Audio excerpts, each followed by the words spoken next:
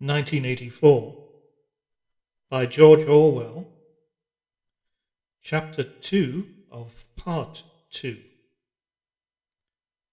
Winston picked his way up the lane, through dappled light and shade, stepping out into pools of gold wherever the boughs parted. Under the trees to the left of him, the ground was misty with bluebells. The air seemed to kiss one's skin. It was the 2nd of May. From somewhere deeper in the heart of the woods came the droning of ringdoves.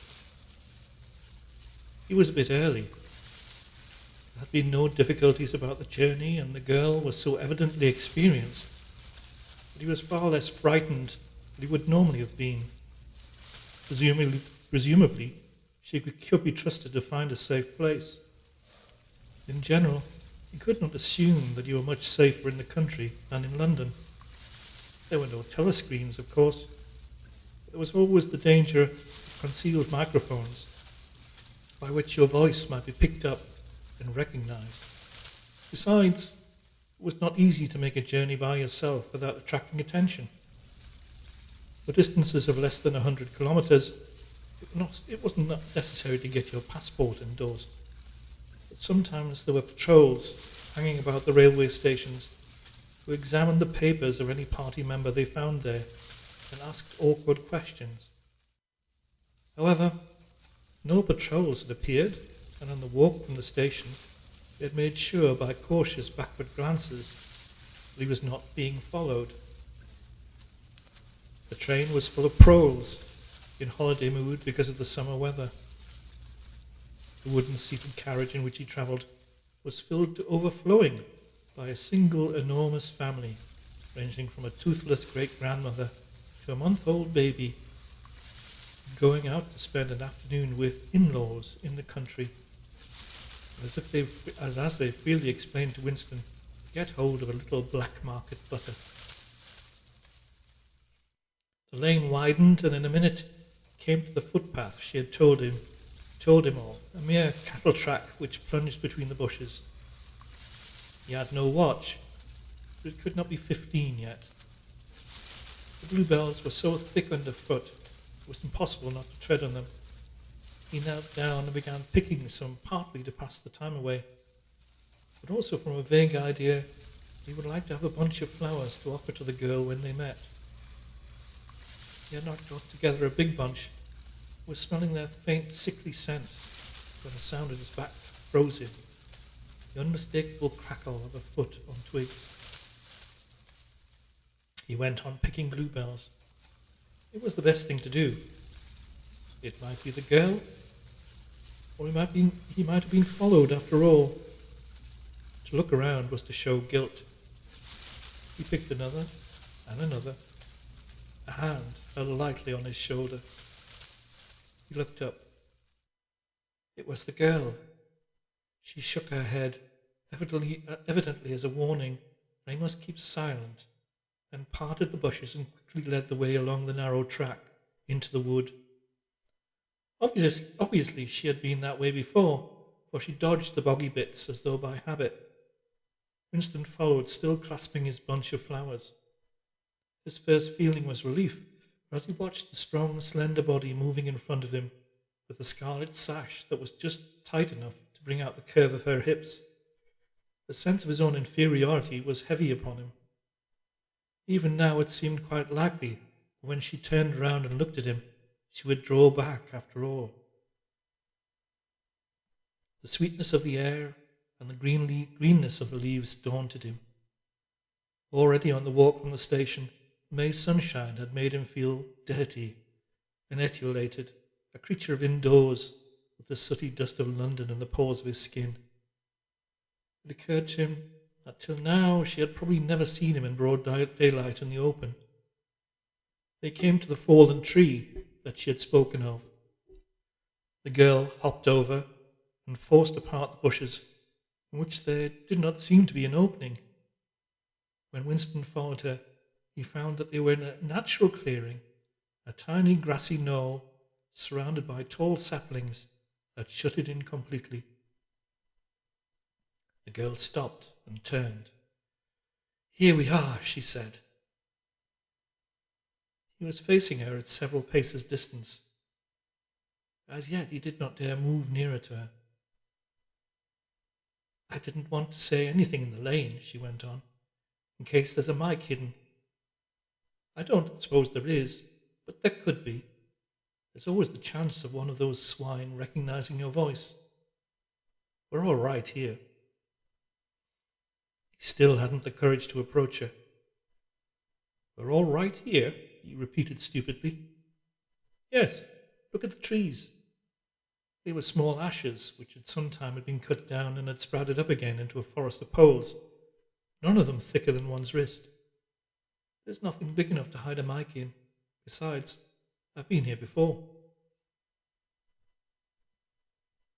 They were only making conversation. He had managed to move closer to her now. She stood before him, very upright, with a smile on her face that looked faintly ironical, as though she was wondering why he was so slow to act. The bluebells had cascaded onto the ground. They seemed to have fallen of their own accord. He took her hand. Would you believe, he said, that till this moment I didn't know what colour your eyes were? They were brown, he noted, a rather light shade of brown with dark lashes.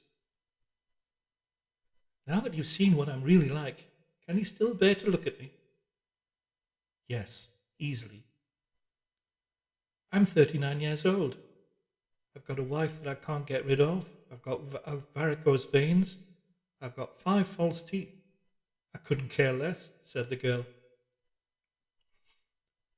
Next moment it was hard to say by whose act. She was in his arms. At the beginning, he had no feeling except sheer incredulity.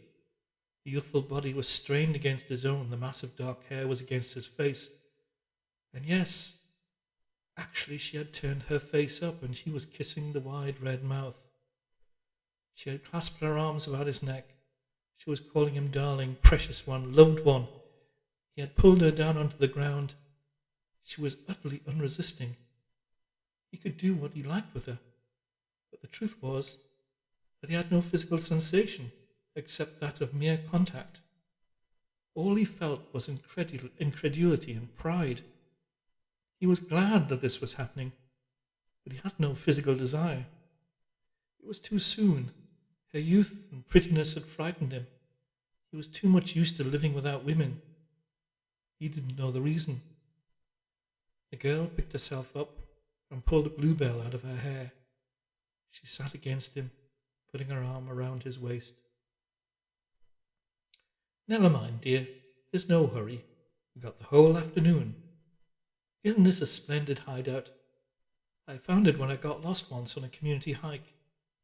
If anyone was coming, you could hear them 100 meters away. What's your name? Said Winston. Julia. I know yours. It's Winston. Winston Smith. How did you find that out? I expect I'm better at finding things out than you are, dear. Tell me what you did think of me before that day I gave you the note. He didn't feel any temptation to tell lies to her. It was even a sort of love offering to start off by telling the worst. I hated the sight of you, he said. I wanted to rape you and then murder you afterwards. 2 weeks ago I thought seriously of smashing your head in with a cobblestone. If you really want to know, I imagined that you had something to do with the thought police. The girl laughed delightedly, evidently taking this as a tribute to the excellence of her disguise. Not the thought police. You didn't honestly think that. Well, perhaps not exactly that. But from your general appearance, merely because you're young and fresh and healthy, you understand. I thought that you thought I was a good party member, pure in word and deed, banners, processions, slogans, games, community hikes, all that stuff. And you thought that if I had a quarter of a chance, I'd denounce you as a thought criminal and get you killed off. Yes, something of that kind. A great many young girls are like that, you know. It's this bloody thing that does it, she said, ripping off the scarlet sash of the Junior Anti-Sex League and flinging it onto a bough. Then, as though touching her waist to remind her of something, she felt in the pocket of her overalls and produced a small slab of chocolate. She broke it in half and gave one of the pieces to Winston. Even before he had taken it, he knew by the smell that it was very unusual chocolate. It was dark and shiny and was wrapped in silver paper. Chocolate normally was a dull brown crumbly stuff that tasted, as nearly as one could describe it, like the smoke off a rubbish fire. But at some time or another he had tasted chocolate like the piece she had given him. This first whiff of its scent had stirred up some memory which he could not pin down, but which was powerful and troubling. "Where did you get this stuff?" he said. "Black market," she said indifferently. "Actually, I'm that sort of girl to look at. I'm good at games. I was at a troop leader in the Spies. I do voluntary work 3 evenings a week for the Junior Anti-Sex League. Hours and hours I've spent pasting their bloody rot all over London. I always carry one end of a banner in the processions. I always look cheerful, and I never shirk anything. Always yell with the crowd. That's what I do. That's what I say. It's the only way to be safe." The first fragment of chocolate had melted on Winston's tongue. The taste was delightful. But there was still that memory moving around the edges of his consciousness, something strongly felt but not reducible to definite shape, like an object seen out the corner of one's eye. He pushed it away from him, aware only that it was the memory of some action he would like to undo, but could not. "You are very young," he said. "You are 10 or 15 years younger than I am. What could you see to attract you in a man like me?" "There was something in your face. I thought I'd take a chance. I'm good at spotting people who don't belong. And as soon as I saw you, I knew you were against them." Them, it appeared, meant the party, and above all the inner party, about whom she talked with an open, jeering hatred, which made Winston feel uneasy, though he knew that they were safe here if they could be safe anywhere. The thing that astonished him about her was the coarseness of her language. Party members were supposed not to swear, and Winston himself very seldom did swear, aloud at any rate. Julia, however, seemed unable to mention the party, and especially the inner party, without using the kind of words that you saw chalked up in dripping alleyways. He didn't dislike it. It was merely one symptom of her revolt against the party and all its ways, and somehow it seemed natural and healthy, like the sneeze of a horse that smells bad hay. They had left the clearing and were wandering again through the checkered shade with their arms round each other's waists whenever it was wide enough to walk two abreast. He noticed how much softer her waist seemed to feel now that the sash was gone. He didn't speak above a whisper. Outside the clearing, Julia said it was better to go quietly. Presently they reached the edge of a little wood. She stopped him. "Don't go out into the open. There might be someone watching. We're all right if we keep behind the boughs." They were standing in the shade of hazel bushes. The sunlight filtering through innumerable leaves was still hot on their faces.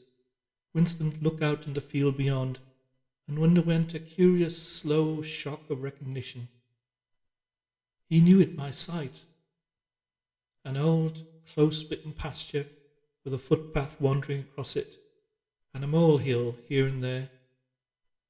In the ragged hedge on the opposite side, the boughs of the elm trees swayed just perceptibly in the breeze, and their leaves stirred faintly in dense masses like women's hair. Surely somewhere nearby, but out of sight, there must be a stream with green pools where dace were swimming. "Isn't there a stream somewhere near here?" he whispered. "That's right, there is a stream. It's at the edge of the next field, actually. There are fish in it, great big ones. You can watch them lying in the pools under the willow trees, waving their tails." It's the golden country, almost, he murmured. The golden country?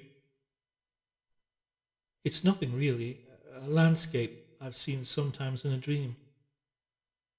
Look, he whispered Julia. A thrush had lighted on a bough not 5 meters away, almost at the level of their faces. Perhaps it hadn't seen them. It was in the sun, lay in the shade. It spread out its wings, fitted them carefully into place again, ducked its head for a moment as though making a sort of obeisance to the sun, and then began to pour forth a torrent of song. In the afternoon hush, the volume of sound was startling. Winston and Julia clung together, fascinated. Music went on, minute after minute, with astonishing variations never once repeating itself, almost as though the bird were deliberately showing off its virtuosity. Sometimes it stopped for a few seconds, spread out and resettled its wings, then swelled its speckled breast and again burst into song. Winston watched it with a sort of vague reverence. For whom? For what? Was that bird singing? No mate, no rival was watching. What made it sing at the edge of the lonely wood and pour its music into nothingness? He wondered whether after all there were a microphone hidden somewhere near. He and Julia had spoken only in low whispers. It would not pick up what they had said, but it would pick up the thrush. Perhaps at the other end of the instrument, small beetle-like man was listening intently, listening to that. But by degrees the flood of music drove all speculations out of his mind. It was as though it were a kind of liquid stuff that poured all over him and got mixed up with the sunlight and filtered through the leaves. He stopped thinking and merely felt. The girl's waist and the bend of his arm was soft and warm. He pulled her round, so they were breast to breast. Her body seemed to melt into his. Wherever his hands moved was all as yielding as water. Their mouths clung together. It was quite different from the hard kisses they had exchanged earlier. When they moved their faces apart, again both of them sighed deeply. The bird took fright and fled with a clatter of wings. Winston put his lips against her ear. "No," he whispered. "Not here," she whispered back. "Come back to the hideout. It's safer." Quickly, with an occasional crackle of twigs, they threaded their way back to the clearing. When they were once inside the ring of saplings, she turned and faced him. They were both breathing fast, but the smile had reappeared around the corners of her mouth. She stood looking at him for an instant, and felt at the zipper of her overalls. And yes, it was almost as in his dream, almost as swiftly as he had imagined it. She had torn her clothes off, and when she flung them aside, it was with that same magnificent gesture by which her whole civilization seemed to be annihilated. Her body gleamed white in the sun, but for a moment he did not look at her body. His eyes were anchored by the freckled face with its faint, bold smile. He knelt down before her and took her hands in his. "Have you done this before?" "Of course, hundreds of times. Well, scores of times anyway." "With party members?" "Yes, always with party members." "With members of the inner party?" "Not with those swine, no. There's plenty that would, if they got half a chance. They're not as holy as they make out." His heart leapt. Scores of times she had done it. He wished it had been hundreds, thousands. Anything that hinted at corruption always filled him with a wild hope. Who knew? Perhaps the party was rotten under the surface, its cult of strenuousness and self-denial simply a sham, concealing iniquity. If he could have infected the whole lot of them with leprosy or syphilis, how gladly he would have done so. Anything to rot, to weaken, to undermine. He pulled her down so they were kneeling face to face. Listen, the more men you've had, the more I love you. Do you understand that? Yes, perfectly. I hate purity. I hate goodness. I don't want any virtue to exist anywhere. I want everyone to be corrupt to the bones. Well then, I ought to suit you, dear. I'm corrupt to the bones. You like doing this? I don't mean simply me. I mean the thing in itself. I adore it. That was above all what he wanted to hear. Not merely the love of one person, but the animal instinct, the simple, undifferentiated desire that was the force that would tear the party to pieces. He pressed her down upon the grass among the fallen bluebells. This time there was no difficulty. Presently the rising and falling of their breasts slowed to normal speed. In a sort of pleasant helplessness, they fell apart. The sun seemed to have grown hotter. They were both sleepy. He reached out for the discarded overalls and pulled them partly over her. Almost immediately they fell asleep and slept for about half an hour. Winston woke first. He sat up and watched the freckled face, still peacefully asleep, pillowed on the palm of her hand. Except for her mouth, he could not call her beautiful. There was a line or two around the eyes, if you looked closely. The short, dark hair was extraordinarily thick and soft. It occurred to him he still did not know her surname or where she lived. The young, strong body, now helpless in sleep, awoke in him a pitying, protecting feeling. But the mindless tenderness that he had felt under the hazel tree while the thrush was singing hadn't quite come back. He pulled the overalls aside and studied her smooth white flank. In the old days, he thought, a man looked at a girl's body and saw that it was desirable, and that was the end of the story. You couldn't have pure love or pure lust nowadays. No emotion was pure because everything was mixed up with fear and hatred. Their embrace had been a battle, the climax of victory. It was a blow struck against the party. It was a political act.